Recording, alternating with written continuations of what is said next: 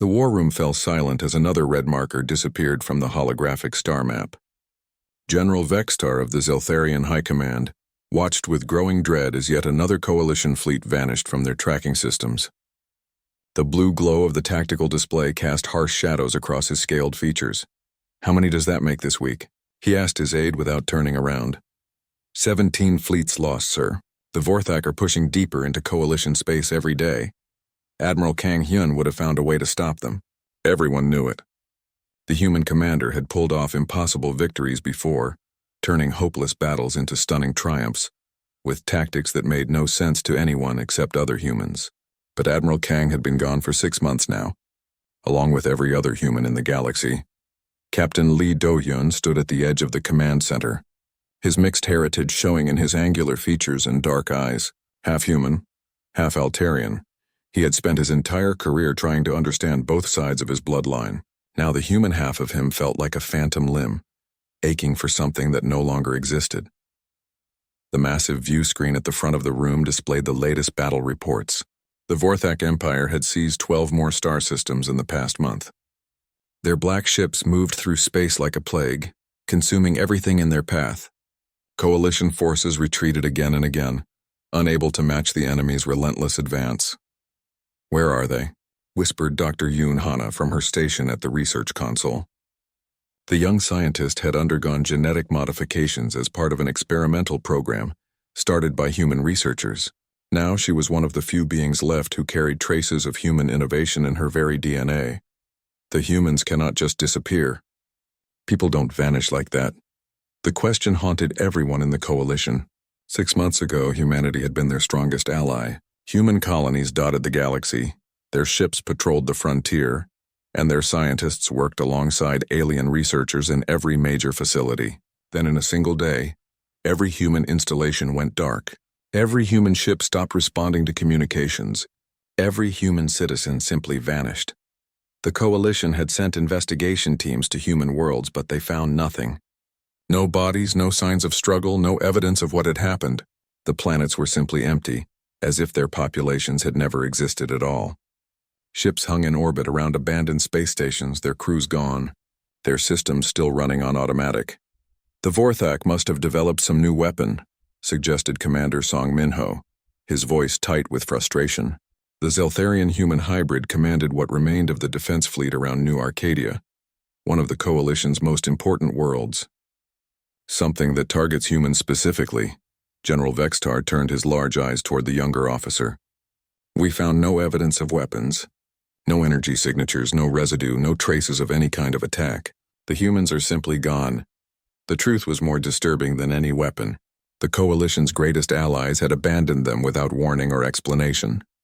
After 3 centuries of fighting together against the Vorthak Empire, humanity had chosen to flee rather than continue the struggle.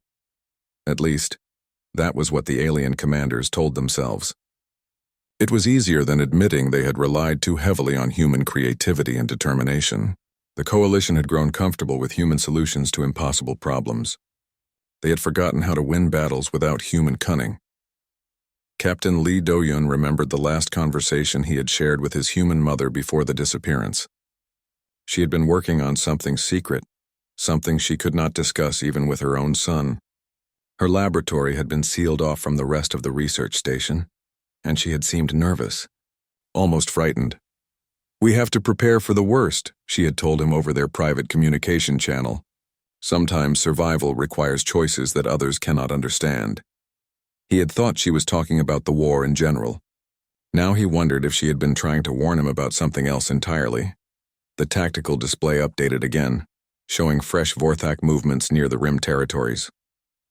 Their advance forces were spreading out, testing Coalition defenses across a dozen different sectors. Without human tactical expertise, the Coalition could not predict where the main attack would fall.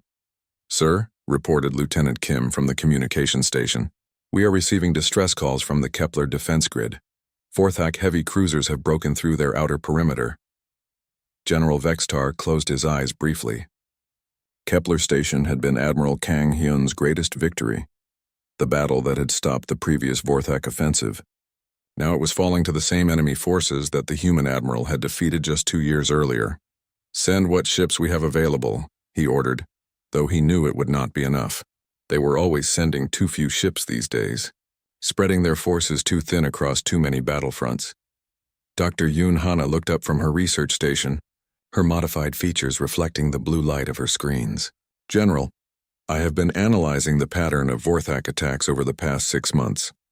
They are not random. The enemy is targeting specific systems, specific resources. What kind of resources? Rare minerals, exotic energy sources, abandoned research facilities. Many of them are locations that humans were studying before they disappeared. The room fell quiet as everyone absorbed this information. If the Vorthak were targeting former human research sites, it suggested they knew something about what had happened to humanity. Perhaps they had even caused the disappearance. Captain Lee Do-hyun felt a chill run through him. His mother's research had involved exotic matter and dimensional physics, the kind of theoretical work that pushed the boundaries of known science. If the Vorthak had somehow weaponized that research against humanity itself, we need to investigate these sites, he said aloud. Whatever happened to the humans, the answers might be found in their former research locations. General Vextar nodded slowly. Assemble a reconnaissance team. But be careful, Captain. If the Vorthak are interested in these places, they will be heavily defended. As the briefing ended and the officers dispersed to their duties, Captain Lee Do-hyun stared at the star map. Somewhere out there in the darkness, either humanity was dead or they had made a choice that the rest of the galaxy could not understand. Either way, the coalition was losing the war without them. The silence where human voices should have been grew louder with each passing day. The alarm screamed through the corridors of Coalition Command as red emergency lights bathed everything in crimson shadows. General Vextar rushed to the central war room where dozens of officers worked frantically at their stations. The massive tactical display showed something that had never been seen before in 3 centuries of war. Report, he barked as he reached the command platform. Sir, the Vorthak have launched simultaneous attacks on all 3 core worlds, reported Major Dalvin, his tentacles trembling with stress. New Terra, Altair Prime, and Zelthara are all under assault by full invasion fleets. The holographic display zoomed out to show the scope of Operation Extinction. Thousands of Vorthak ships had appeared at the edge of each core system, moving in perfect coordination toward the Coalition's most important worlds. It was the largest military operation anyone had ever witnessed. Commander Song Minho stood at his post aboard the defense platform, orbiting New Arcadia. Through the viewports, he could see the approaching Vorthak fleet, like a dark cloud against the stars. His mixed heritage had always made him feel caught between worlds. But now he was literally the last line of defense for millions of innocent people. All units, maintain formation, he ordered through the communications system. Do not let them break through to the planet. The Coalition had prepared for this moment for decades, but their defenses had been designed with human tactical support in mind. Every battle plan included human creativity and unpredictable strategies. Without that element, their formations felt rigid and predictable. The first wave of Vorthak fighters swept toward the defense platforms like silver daggers. Coalition pilots launched their interceptors, but something was wrong. The enemy fighters moved differently than before, phasing in and out of normal space in ways that made them nearly impossible to target. They have new technology, reported Lieutenant Park from the sensor station. Some kind of quantum disruption field. Our weapons are passing right through them. Commander Song felt his heart sink. The Vorthak had not just planned this massive attack. They had developed new weapons specifically designed to counter Coalition defenses. Without human innovation to adapt to these changes, the battle was already lost. On Altair Prime, Supreme Admiral Kexvar watched his orbital defense grid crumble under the Vorthak assault. The quantum disruptors were tearing through his shields like they were made of paper. His proud Altarian fleet, built over generations of careful engineering, was being destroyed in minutes. Send a message to all Coalition forces, he commanded. If any human ships receive this signal, we need immediate assistance. Our defenses are failing. But no human voices answered. The emergency frequencies that had once carried Admiral Kang Hyun's tactical genius remained silent. The humans were still gone, and the Coalition was paying the price for their absence. Deep in the underground command bunkers of New Terra, an encrypted message arrived at a forgotten terminal. The receiver had not been used in 6 months, and most people had assumed it was broken. But now it hummed to life with an incoming transmission. This is General Kim Ji-woo to all coalition forces. Project Lazarus is now active. Prepare for Phase 2 implementation. The message lasted only seconds before the transmission cut off, but it sent shockwaves through the few officers who heard it. General Kim had been one of humanity's most secretive commanders, working on classified projects that even other humans did not understand. If she was still alive somewhere, it meant that at least some humans had survived their mysterious disappearance. Captain Lee Do-yeon was leading a desperate evacuation from Kepler Station when the message reached him. His mixed heritage had made him sensitive to certain frequencies, and he heard the transmission clearly through his ship's enhanced communications array. General Kim, he whispered to himself, remembering the stern woman who had supervised his early training. She had always spoken about preparing for the impossible, about developing solutions for scenarios that others could not imagine. Around him, the evacuation continued as Vorthak ships closed in on the station. Thousands of refugees crowded into transport vessels, fleeing the advancing enemy, but Captain Lee found himself thinking about Project Lazarus instead of the immediate danger. What had General Kim been working on during those final months before humanity disappeared? And why was she contacting coalition forces now, in the middle of their darkest hour?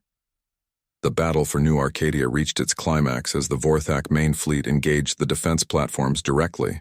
Commander Song watched his fellow officers fall one by one as enemy fire overwhelmed their positions. The quantum disruptors made it impossible to maintain effective shields, and coalition weapons seemed to have no effect on the advancing enemy. "Sir, we have to evacuate," urged his tactical officer. "The platform will not hold much longer." But Song refused to abandon his post. Millions of people on the planet below were counting on him to buy them time. Even if he could not win, he could at least slow the enemy advance. "All remaining units focus fire on the lead Vorthak cruiser," he ordered. "Make them pay for every meter of space." The coalition ships pressed their attack with desperate courage, but it was not enough. The Vorthak fleet pushed through their defenses like water flowing around rocks. Soon the enemy would reach the planet's surface and the real horror would begin. Across the galaxy, similar scenes played out on dozens of worlds. Coalition forces fought bravely, but could not adapt to the new Vorthak technology. Without human tactical genius to find weaknesses in enemy formations, the alien commanders could only follow their training and hope for the best. Dr. Yoon Hana worked frantically in her laboratory aboard a research vessel, trying to analyze readings from the quantum disruptors. Her genetically modified brain processed information faster than normal humans, but even she could not find a solution to the new Vorthak weapons. "The disruption field operates on 11 different dimensional frequencies," she reported to the ship's captain. "It would take months to develop effective countermeasures." They did not have months. They barely had hours before the coalition's core worlds fell to the enemy. The greatest civilization in galactic history was crumbling because they had relied too heavily on one species that had vanished without explanation. As the first Vorthak ships entered planetary orbit around New Terra, Supreme General Vextar prepared to send his final message to the coalition worlds. The proud Zeltharian had commanded fleets for 50 years, but he had never faced defeat on this scale. "To all free peoples of the galaxy," he began recording, "we have fought with honor, but the enemy's strength is too great. Prepare your worlds for—" The transmission cut off as Vorthak disruptors tore through the command center's shields. In the growing darkness, only one thing remained certain. Without humanity, the coalition was finished. But somewhere in the deep void between the stars, General Kim Ji-woo's message continued to echo on forgotten frequencies, promising that Project Lazarus was just beginning.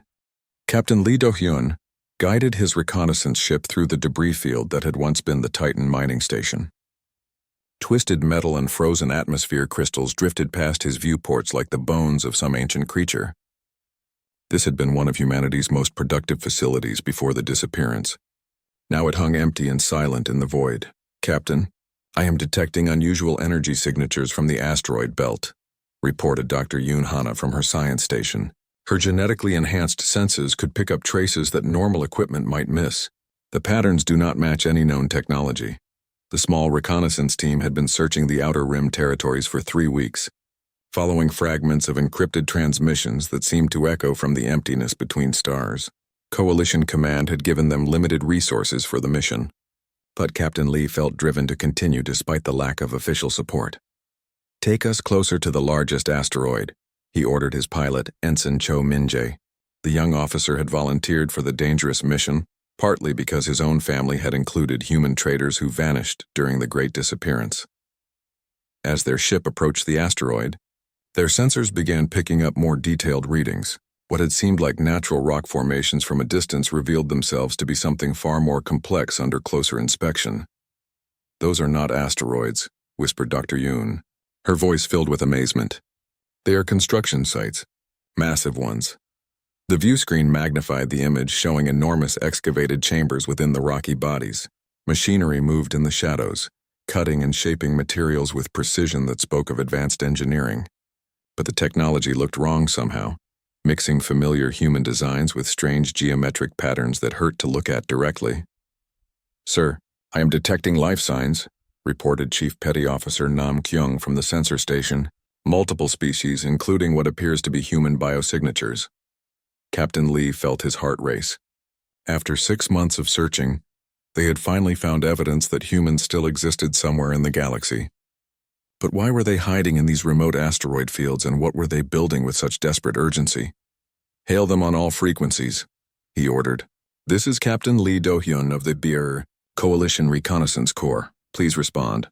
The reply came not through their communications system, but as a direct neural transmission that bypassed their ship's electronics entirely. Captain Lee gasped as the message burned itself directly into his consciousness. "Turn back now. This area is restricted. You do not understand what you have found."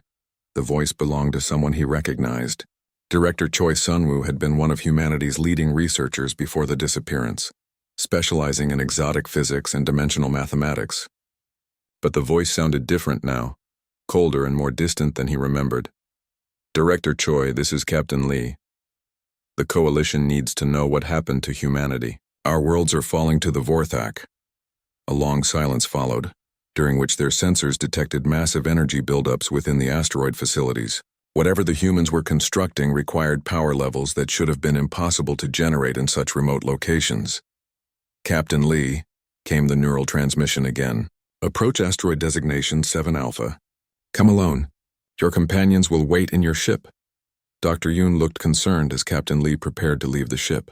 "Sir, this could be a trap. We do not know what these humans have become during their absence." But Captain Lee felt compelled to learn the truth. His mixed heritage had always made him feel responsible for bridging the gap between species, and now he might be the only person who could understand what had driven humanity to abandon their allies. The shuttle bay of Asteroid 7 Alpha opened to receive his small craft, revealing technology that made his skin crawl.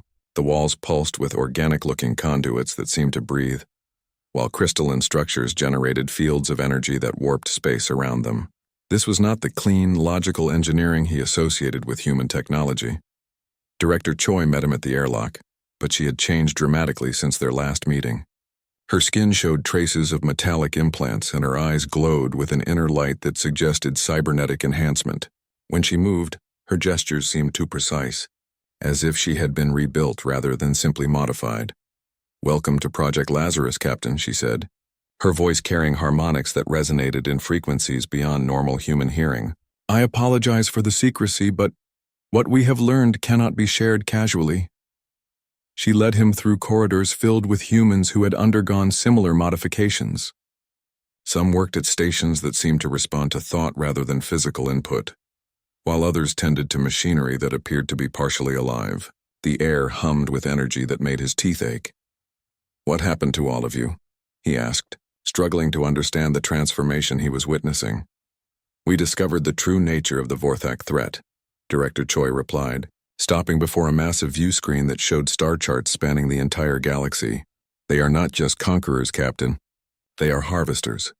The display changed to show Vorthak activities across dozens of worlds, but instead of simple military occupation, the images revealed systematic extraction of something more fundamental than resources.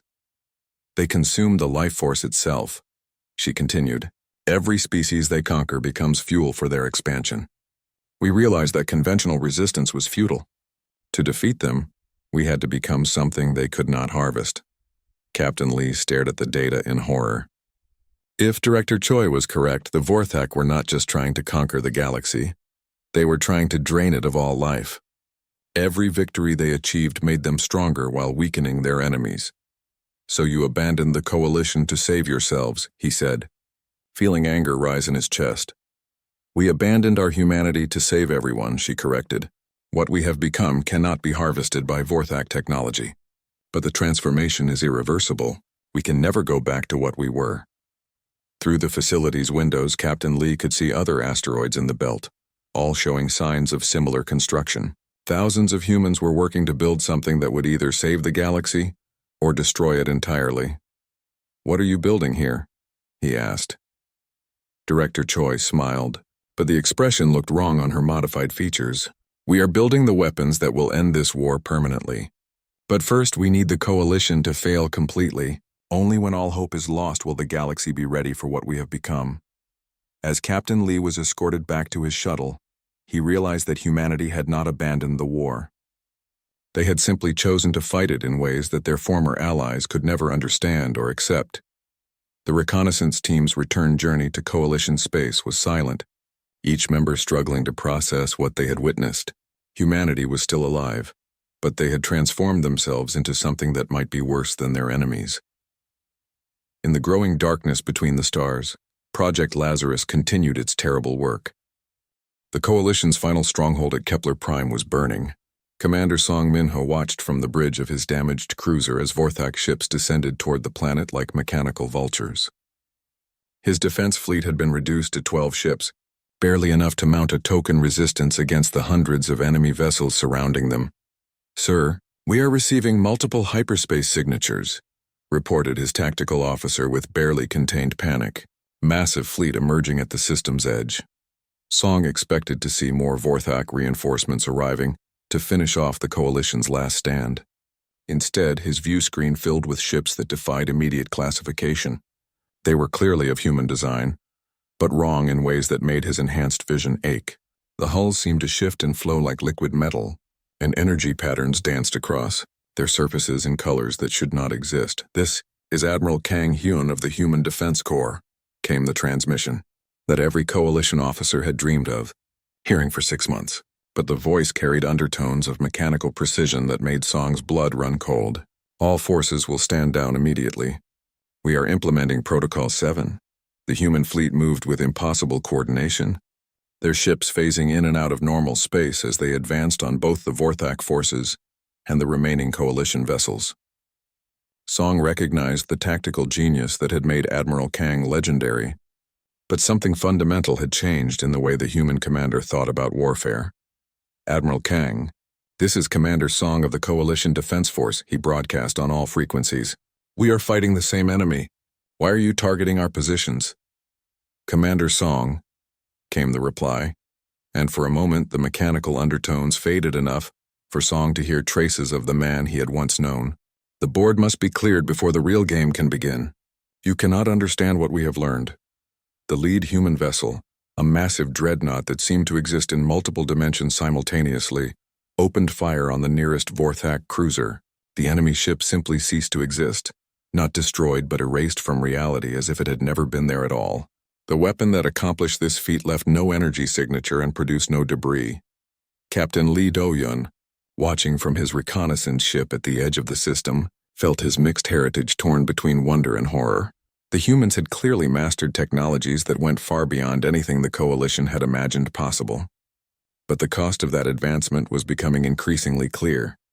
Dr. Park Nara appeared on the main communication channel, her image flickering between normal human appearance and something that incorporated crystalline structures growing from her skull. She had been one of the galaxy's most brilliant xenobiologists before the disappearance, and now she seemed to have merged her knowledge with technologies that violated several natural laws.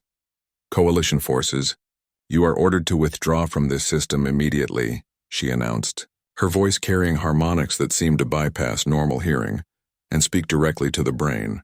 "Our biological agents are designed to target Vorthak neural networks, but they may have unpredictable effects on unmodified organic tissue." Song realized that the humans were not just using new weapons.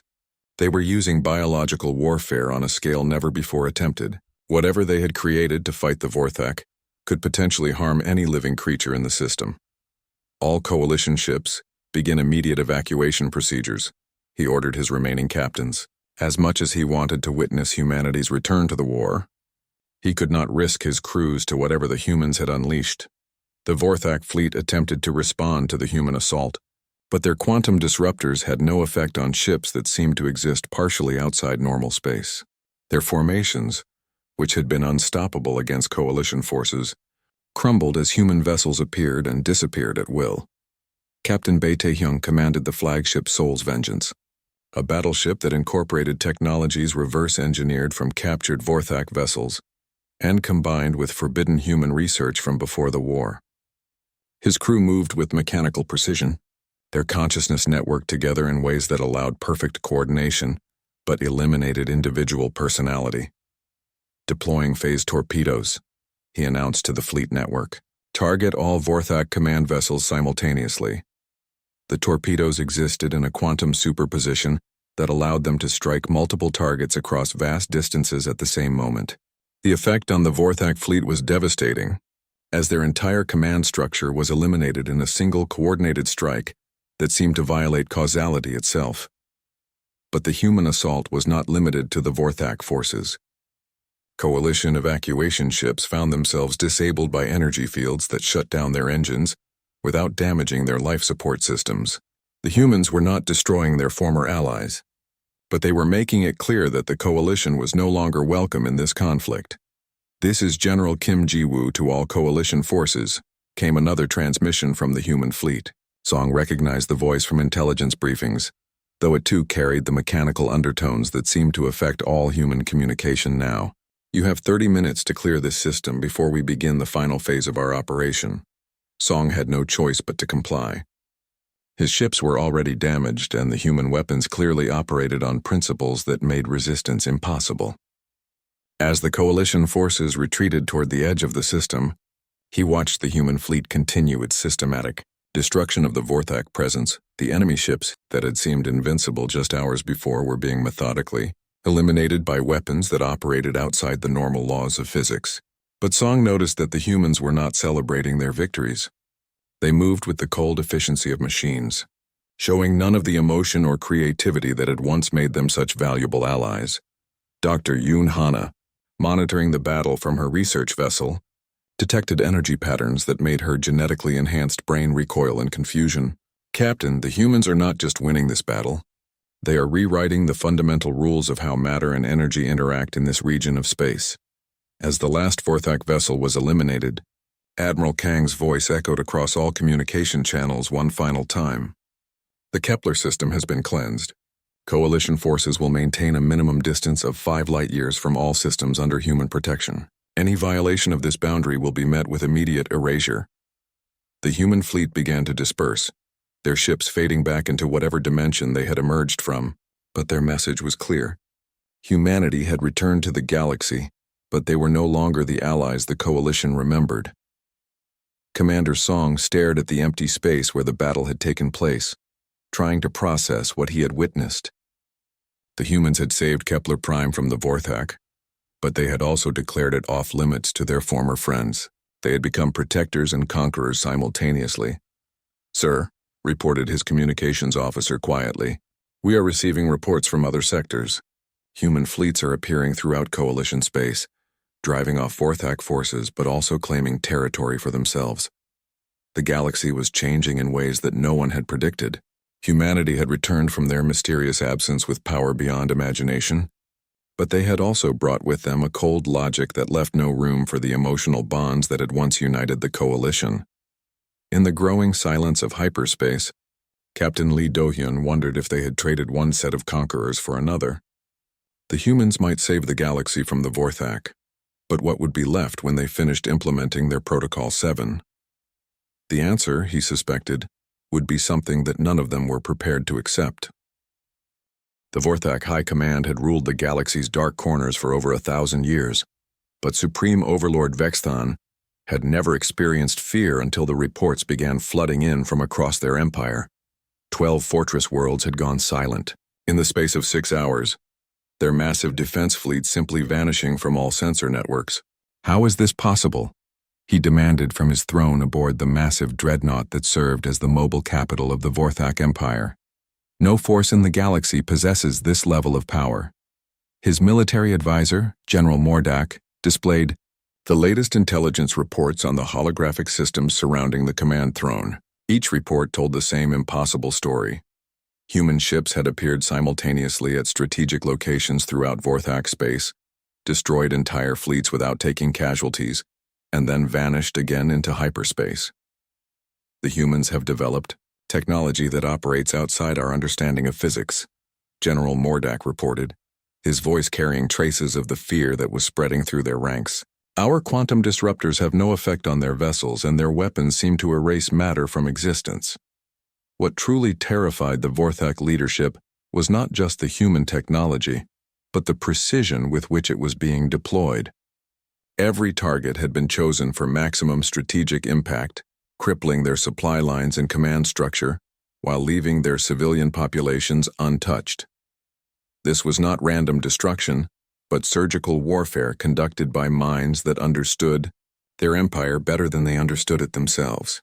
Agent O Seojun had spent 8 months posing as Sub-Commander Veltar of the Vorthak 3rd Fleet, his human features disguised by advanced biomodification technology that made him indistinguishable from the enemy species. The infiltration had been part of Project Lazarus from the beginning, designed to gather intelligence for the human counterattack that everyone assumed would never come. Standing in the Vorthak command center aboard their flagship, he listened to the panicked communications from across their empire, while maintaining the cold demeanor expected of a Vorthak officer. His neural implants were recording every detail of their response patterns, transmitting the information to human command through quantum entanglement channels that could not be detected or interrupted. Sub-Commander Veltar, called Admiral Zekhan from the Central Command Platform. What is your assessment of the human capabilities? Seojun had to carefully balance his response. As a supposed Vorthak officer, he should provide accurate tactical analysis, but he could not reveal knowledge that would expose his true identity. The humans appear to have developed dimensional phasing technology, he replied in perfect Vorthak speech patterns. Their ships can exist partially outside normal space-time, making them effectively invulnerable to conventional weapons. What he did not tell them was that the technology came at a terrible cost. Every human who operated these advanced systems had to undergo modifications that stripped away most of what had once made them recognizably human. They had become living weapons in the most literal sense. Dr. Park Nara monitored the deployment of her biological agents from the research vessel that served as the mobile laboratory for humanity's most dangerous experiments. The organisms she had created were designed to target the specific neural pathways that allowed Vorthak consciousness to interface with their technology. Without that interface, their ships and weapons became useless metal. The bioweapon had taken her 6 months to develop, requiring her to study captured Vorthak specimens in ways that violated every ethical principle she had once held. But the transformation that had made her capable of such work had also removed her ability to feel guilt about the methods required for victory. Deployment successful across all target systems, she reported to the human fleet network. Her voice carried none of the warmth that had once made her popular among coalition researchers. Vorthak neural functions will be compromised within 47 minutes. The beauty of the biological approach was its precision. The agent would affect only Vorthak physiology, leaving other species unharmed but making it impossible for the enemy to operate their advanced technology. Their empire would collapse not through destruction, but through the simple inability to maintain their technological advantages. Captain Bae Taehyung received new targeting coordinates through the fleet network as his ship Soul's Vengeance prepared to attack the main Vorthak production facility at the Morgana Nebula. The facility had been considered impregnable due to its location within the nebula's energy storms, but human phase technology made such natural defenses irrelevant. Entering quantum tunnel mode, he announced to his crew, though the statement was largely ceremonial. The consciousness network that linked all human personnel meant that everyone already knew what was happening before the words were spoken. The ship slipped sideways through dimensions, bypassing the nebula's interference to appear directly inside the facility's defensive perimeter. The Vorthak defenders had no time to react before the Soul's vengeance began systematically destroying their manufacturing capability. But Captain Bay felt no satisfaction at the victory. The modifications that made him an perfect weapon had also removed his capacity for the emotions that had once driven human achievement. He was efficient, precise, and utterly without the spark that had made humanity special. Coalition observers monitoring the attacks from safe distances struggled to understand what they were witnessing. The human assault was perfectly coordinated across dozens of star systems, striking with timing that suggested a level of planning that should have taken years to develop. Captain Lee Do-hyun, watching from his reconnaissance vessel as another Vorthak stronghold fell to human forces, realized that the attacks had been planned from the moment humanity disappeared 6 months earlier. Every retreat, every evacuation, every apparent abandonment had been part of a larger strategy that no one else had been allowed to understand. They never left, he said quietly to Dr. Yoon Hana as they observed the systematic destruction of Vorthak power. They just removed themselves from the visible conflict so they could prepare for this. The final phase of the human plan became clear as reports arrived from the core systems. Human agents who had been embedded deep within Vorthak society for months were simultaneously revealing themselves and sabotaging critical infrastructure. The enemy empire was collapsing from within while under attack from outside. Supreme Overlord, Vexthon realized too late that his entire civilization had been infiltrated by human operatives who had spent months learning every weakness in their defenses. The species he had dismissed as primitive had been studying his empire while pretending to be defeated. Send surrender terms to the human fleet, he ordered his communications staff, though the words tasted like poison in his mouth. We cannot continue to fight an enemy that exists everywhere and nowhere simultaneously. But the human response was not what anyone expected. Instead of accepting surrender, Admiral Kang Hyun's reply echoed across all frequencies in the Vorthak Empire. Surrender is not acceptable. Your species has consumed too many civilizations to be allowed continued existence.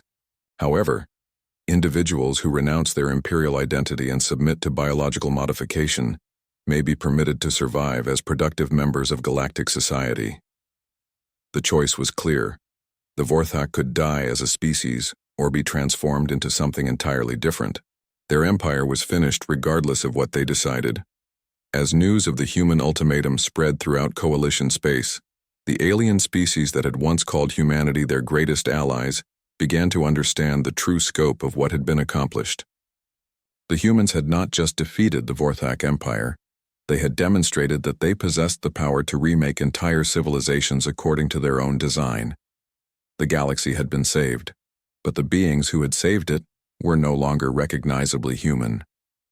They had become something that inspired as much fear as gratitude, protectors who might be more dangerous than the enemies they had defeated. In the silence that followed the Vorthak collapse, everyone waited to see what the transformed humans would do next. The great conference hall on New Geneva Station floated in neutral space, its massive structure serving as a meeting ground for representatives of every surviving civilization in the galaxy. But the gathering that took place there was unlike any diplomatic meeting in recorded history. For the first time, one species held absolute power, while all others came as supplicants. Admiral Kang Hyun entered the hall without ceremony, his modified form causing visible reactions among the assembled alien dignitaries. The cybernetic implants that covered half his face pulsed with soft blue light, and his movements carried the precise efficiency of someone who was no longer entirely biological. Behind him walked Director Choi Sun-woo and General Kim Ji-woo, their transformed appearances serving as reminders of what humanity had sacrificed to achieve victory. Captain Lee Do-hyun sat in the coalition section, representing the few remaining mixed heritage individuals who could bridge the gap between humanity and the other species. His position made him valuable as a translator, not of language but of intention and meaning between minds that no longer thought in similar ways. The Vorthak Empire has been eliminated, Admiral Kang announced, his voice carrying harmonics that seemed to resonate directly in the listeners' nervous systems. Their remaining population has been offered the choice of biological modification or peaceful extinction. Most have chosen modification. The transformation of the Vorthak survivors had been swift and thorough. The aggressive impulses that had driven their imperial expansion were simply removed from their neural patterns, leaving behind beings that could contribute to galactic society without threatening it. It was mercy of a sort, but it came at the cost of everything that had made them who they were. Commander Song Minho, representing the Zeltharian High Command, stood to address the human delegation. His mixed heritage made him one of the few beings present who could speak to Admiral Kang as something approaching an equal, though the balance of power was clear to everyone in the room. "Admiral, the Coalition is grateful for your intervention against our common enemy," he said carefully. "But we must ask about the future. What role do you envision for the other species of the galaxy?" The question that everyone had been afraid to ask hung in the air like a physical presence. The humans now possessed technology that made resistance impossible, and had demonstrated their willingness to transform entire civilizations to fit their vision of galactic peace. What they chose to do with that power would determine the fate of billions. "The Coalition will continue to exist," Admiral Kang replied after a moment of silence that suggested internal communication through the human network. "However, it will operate under new guidelines designed to prevent the rise of another aggressive empire, like the Vorthak." Director Choi activated a holographic display that showed the proposed new galactic charter. The document outlined a system where humans would serve as guardians rather than rulers, monitoring galactic civilization for signs of dangerous development, while allowing other species to govern themselves within acceptable parameters. "We do not seek to control your daily lives," she explained, though her voice carried the cold precision that had replaced human warmth. "We seek only to ensure that no species develops the capability to threaten galactic stability, as the Vorthak did." Dr. Yoon Hana, studying the charter from her position among the scientific observers, realized that the human definition of acceptable development was far more restrictive than it first appeared. Advanced weapons research, dimensional physics, biological enhancement beyond approved limits, all would require human oversight and approval. "You are asking us to accept permanent technological inferiority," observed Supreme General Vextar, one of the few Coalition leaders who dared to speak directly about the implications of the human proposal. "We are asking you to accept survival," General Kim Ji-woo responded without emotion. "The alternative is what happened to the Vorthak. They could have chosen peaceful coexistence centuries ago, but their nature made such a choice impossible. We have eliminated that limitation." The alien delegates exchanged glances filled with fear and uncertainty. The humans were offering protection and peace, but the cost was their independence and their potential for advancement beyond human-approved limits. It was a generous prison, but it was still a prison. Captain Lee Do-yun stood to address both sides of the discussion, his mixed heritage giving him unique insight into the perspectives of both humans and aliens. "Admiral Kang, with respect, you are asking entire civilizations to trust in the wisdom of beings who no longer share their basic nature. How can they be sure that human guardianship will remain benevolent?"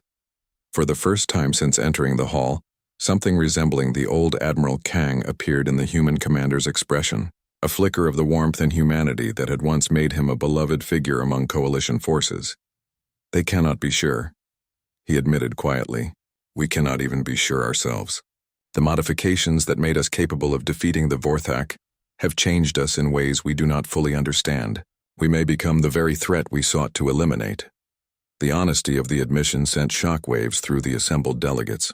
The humans were acknowledging that their transformation might eventually make them as dangerous as their former enemies, but they were proceeding with their plan regardless. "Then, why should we accept your protection?"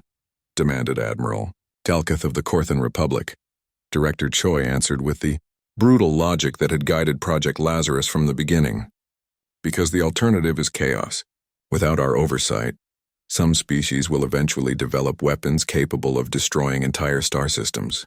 Others will create biological agents that could wipe out all life in the galaxy. We have seen the future that awaits an unguided civilization, and it ends in universal death." The debate continued for hours, but the outcome was never really in doubt. The humans held all the power, and their willingness to use that power had been demonstrated beyond question. The choice facing the galaxy was simple: accept human guardianship or face the same transformation that had befallen the Vorthak Empire. One by one, the alien delegates agreed to the new charter.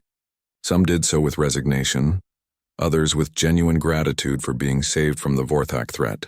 But all of them understood that they were witnessing the end of one galactic age and the beginning of another. As the formal ceremonies concluded, Captain Lee found himself walking with Admiral Kang through the station's observation deck. The stars beyond the viewport looked the same as they always had, but everything had changed in ways that could never be reversed. "Do you ever regret what humanity became?" Lee asked quietly. Admiral Kang was silent for a long moment before responding. "Regret requires emotions that we modified away to make the hard choices possible. But I remember regret, and I think the person I used to be would have found another way." "And if you could go back?" "We cannot go back. The modifications are irreversible, and the galaxy needs guardians who can make decisions without being paralyzed by sentiment. We saved everyone, Captain. The cost of that salvation was becoming something that our former selves would have feared." The observation deck fell silent as both officers contemplated the strange new galaxy they had helped create. Humanity had achieved the ultimate victory in their war against the Vorthak, but they had paid for it with their souls. They had become the protectors of galactic civilization, but they were no longer part of the civilization they protected. In the days that followed the conference, human ships began patrolling trade routes and monitoring planetary communications. Their presence was subtle but unmistakable, a constant reminder that someone was watching and evaluating every aspect of galactic society. The other species adapted to their new reality with varying degrees of acceptance. Some welcomed the security that came with human protection, while others chafed at the restrictions placed on their scientific and military development. But all of them understood that resistance was futile. The galaxy was at peace for the first time in centuries, but it was the peace of the graveyard. Humanity had won the war by becoming something that could never lose another one, and in doing so they had guaranteed that no other species would ever face the same choice they had been forced to make. The stars shone on in their courses, indifferent to the civilizations that rose and fell beneath their light. But somewhere in the darkness between them, human guardians watched and waited, ensuring that the galaxy would never again face the threat of uncontrolled evolution toward ultimate power. They had saved everyone by damning themselves, and the universe was both safer and sadder for their sacrifice.